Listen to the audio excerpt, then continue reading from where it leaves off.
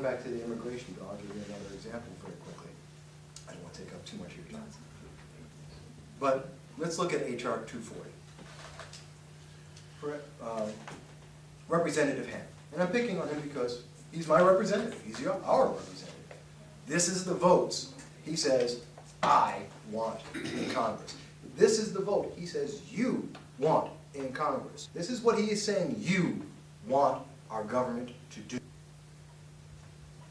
This year, HR 240 for immigration, the vote, the big vote, which he is happy to talk about, is that he voted against the 2014 immigration executive order by President Obama giving millions of illegal immigrants new benefits, which currently a court out of Texas has struck down and frozen.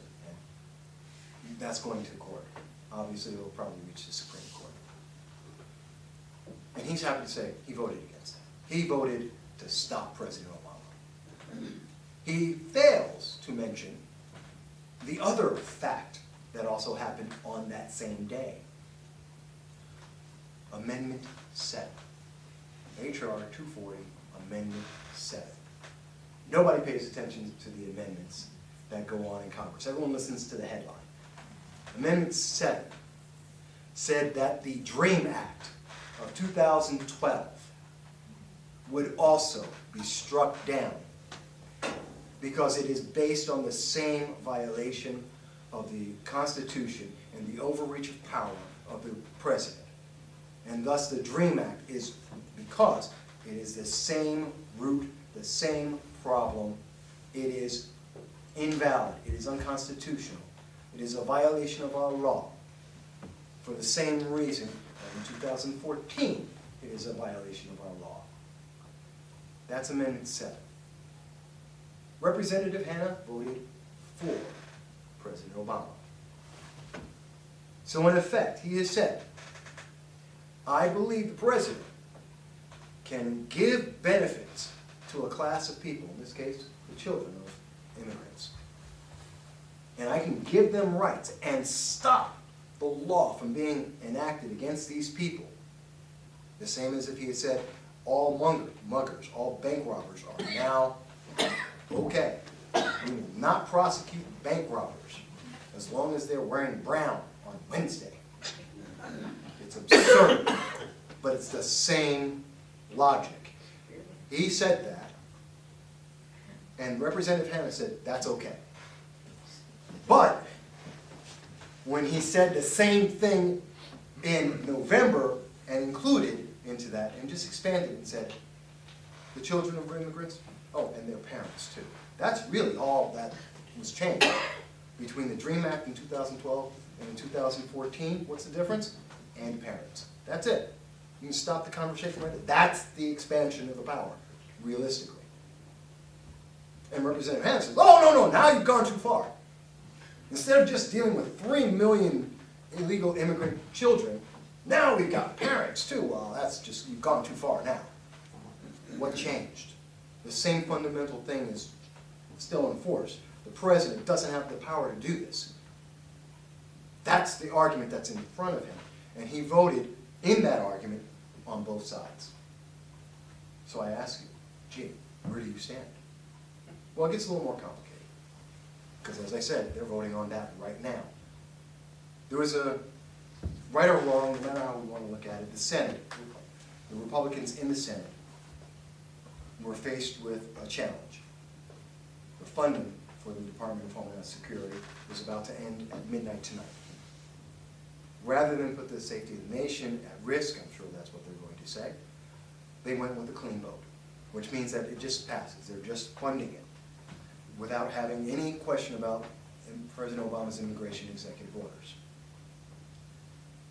That passed the Senate, it came back to the House to be approved.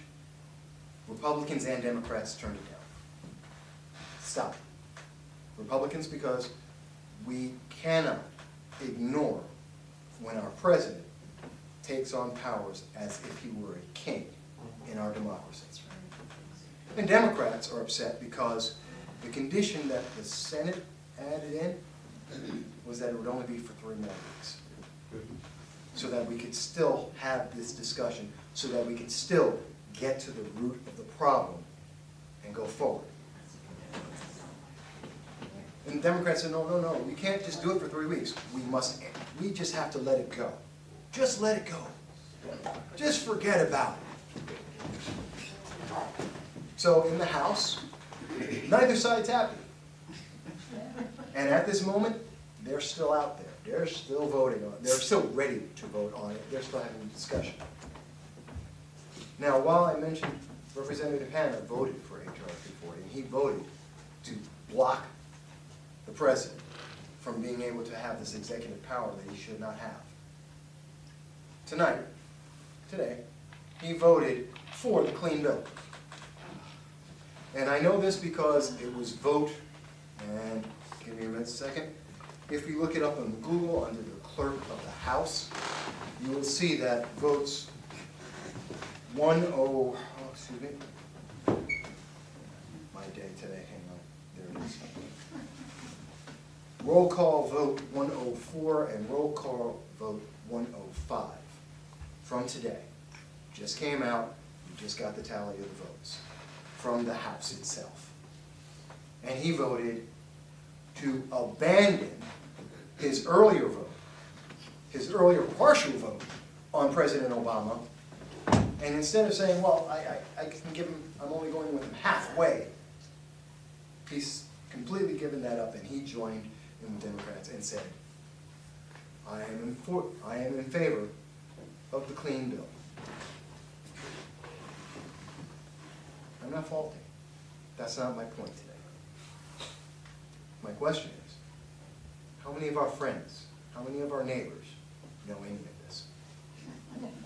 How many of the people who are in the 22nd District, 770,000 people, how many of these people know that they are being portrayed in Congress as a waffle, as a flip-flopping fish?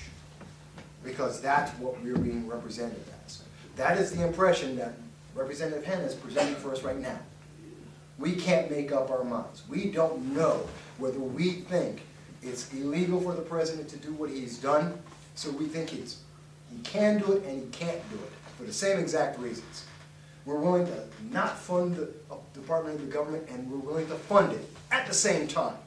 We don't know what we want to do, except keep Representative Richard Hanna in office, paying him $175,000 a year with all the perks that go with being a congressman. That's the only thing we absolutely are pretty sure of, or at least that's what he's representing us as. I disagree with that. That's personal. That's a personal statement. I have fault with that. And you may say to yourself, Mike, you're wrong. Okay. But ask yourself the internal question. Why am I wrong? When people tell you, you're wrong, okay, why am I wrong?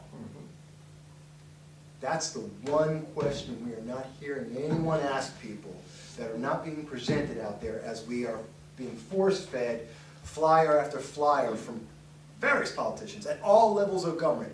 Here's a flyer that you paid for yourself, but here it is saying, I'm a great person. Really? Why am I wrong? Ask that question. What else is there? What did you not put in that letter? Oh, I didn't put anything in there. Really? Are you sure? That's the one great thing about Google these days. Just like I just did. House of the Clerk. Don't have to believe me. Look it up. I love when people say that. There it is. I will show you the Google report, the report from the Congress itself. It's in black and white. That's what the record is. I don't have to lie. It's there.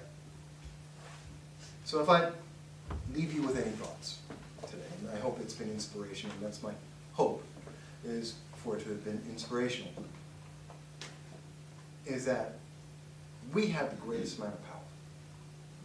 In the coming months, as we speak with our friends and our colleagues, and even those who have different ideas than we do, remind them, we are the power. We get to decide who gets to go up there and make the choice to run.